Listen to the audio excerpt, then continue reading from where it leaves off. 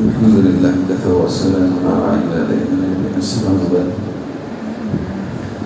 ایک سوال ہے کہ اگر کسی نے حرام پیسے کھائے ہیں جوا میں، غلط طریقے سے تجارت میں، دھندے میں غلط طریقے سے اس نے ریتی کا اینٹ کا غلط طریقہ سے کیا تھا اور غلط طور پر اس نے مال کھا چکا ہے، تو اس سے توبہ کا کیا طریقہ ہے؟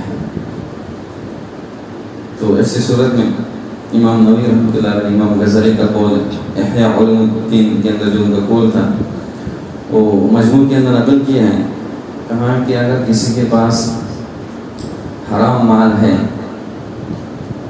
تو اس کا مصرف کیا ہے؟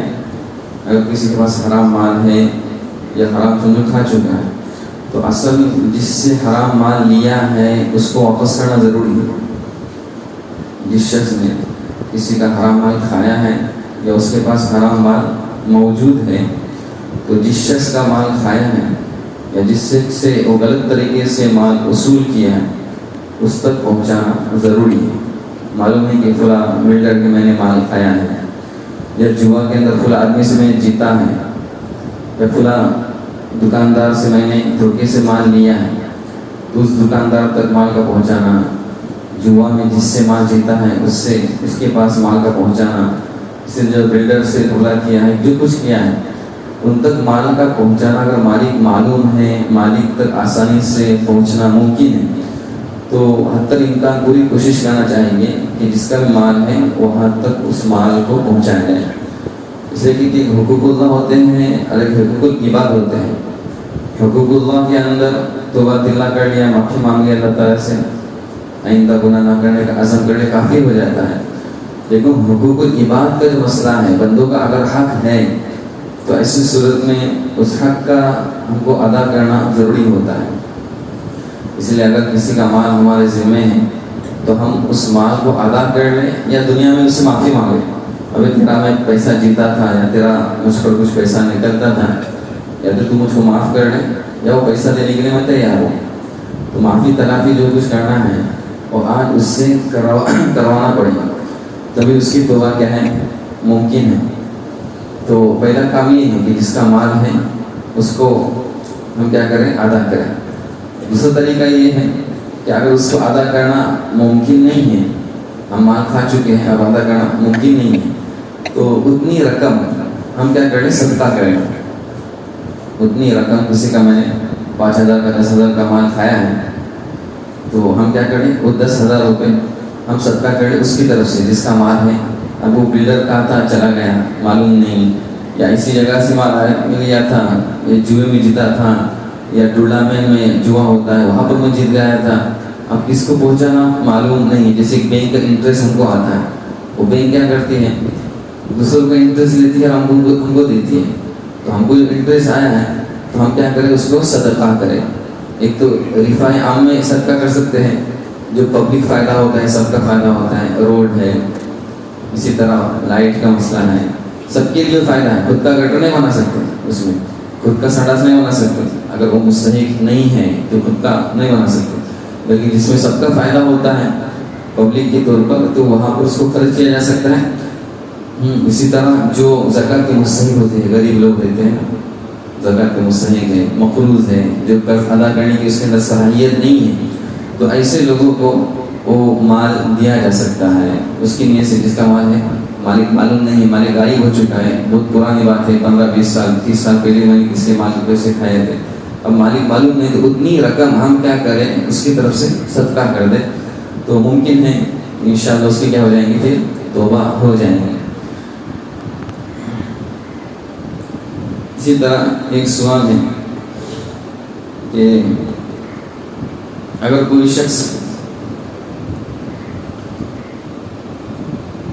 سونا خریدتا ہے یا کہ چاندی خریدتا ہے، ایک شخص کا سوال ہے کہ میں نے ایک چاندی کے دکاندار سے 1 کلو چاندی خریدا، اس طرح کہ مجھے چاندی 15 دن کے بعد دے گا اور میں یہ رقم اسے آج ادا کروں گا، مکمل رقم آج ادا کروں گا. 1 کلو چاندی میں نے خریدی، جیسے 1 کلو چاندی 56,000 روپے کے ہیں تو 56,000 روپے 56,000 रुपये मैं उसको आज दे रहा हूँ और चांदी कर लूँगा 15 दिन के बाद, और वो मुझे 15 दिन के बाद आज की कीमत से 1,000 रुपये कम से चांदी देगा। आज का जो रेट चल रहा है 56,000, तो वह है कि मैं इसको आज बुक कर रहा हूँ 55,000 के अंदर क्या कर रहा हूँ, बुक कर रहा हूँ। मुझको 55,000 से 15 दिन के बाद वो चांदी देगा, और फिर 15 दिन के बाद मैंने उस दुकानदार को वही चांदी बेचा। 15 दिन के बाद मुझको चांदी आया, तो 15 दिन के बाद मैंने उस चांदी को क्या कर दिया, दुकानदार को बेच दिया, और वो मुझे 15 दिन के बाद आज के भाव से 1,000 रुपये ज़ायद मुनाफे के साथ देगा। मैंने जो चांदी उसके पास से लिया था, तो आज का जो भाव है मेरा 56,000 है, तो मुझको 57,000 से क्या कर देगा, वो चांदी 15 दिन के बाद उस चांदी के पैसे देगा। तो क्या इस तरह मामला करना जायज़ है? जवाब है कि सूरत मसला के मुताबिक चांदी को आज की कीमत और भाव से 1,000 कम करके उधार पैसे के बदले खरीदना जायज़ है। आज का जो भाव चल रहा है 56,000, मैं उससे चांदी खरीद रहा हूँ 55,000 में, और मुझको 15 दिन के बाद वो चांदी देगा, तो इस तरह खरीदना जायज़ है, खरीद सकते हैं। चांदी की वह चांदी के साथ हो रही है, सोने की वह सोने के साथ अगर खरीदो फरोख्त होती है, तो उसी वक्त देना पड़ता है, लेना पड़ता है। हम जैसे कि अपना पुराना हार लेके जाते हैं, नया हार बनाते हैं, तो उसी वक्त वो देना पड़ता है, लेना पड़ता है, उसमें उधारी नहीं चलती। लेकिन अगर पैसे के बदले सोना खरीद रहे, चांदी खरीद रहे, तो उसमें उधार चल जाएगा, पैसा ये सोना नहीं है।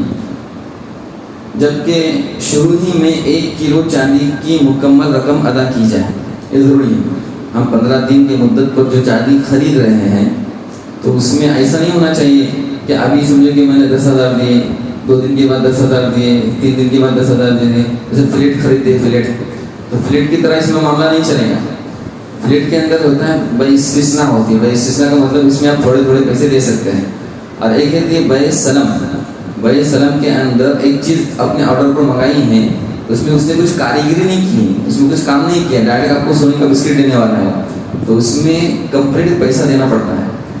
जैसे हम शादी के लिए सोना जेवरात खरीदते हैं शादी के, तो उसमें थोड़ा थोड़ा पैसा दे सकते हैं। शादी के लिए किसी ने 10 तोले सोना खरीदा है, और 10 तोले का वो हार बनाने वाला है, बंगड़ी बनाने वाला है, अंगूठी बनाने वाला है, तो उसमें कई चीज़ें बनानी पड़ती है। जिसमें बनाना रहता है उसमें थोड़ा थोड़ा पैसा देना जायज़ होता है, लेकिन जिसमें बनाना नहीं पाया जाता, भाई शीशा नहीं होता, तो उसमें मुकम्मल पैसा आपको देना ज़रूरी होता है।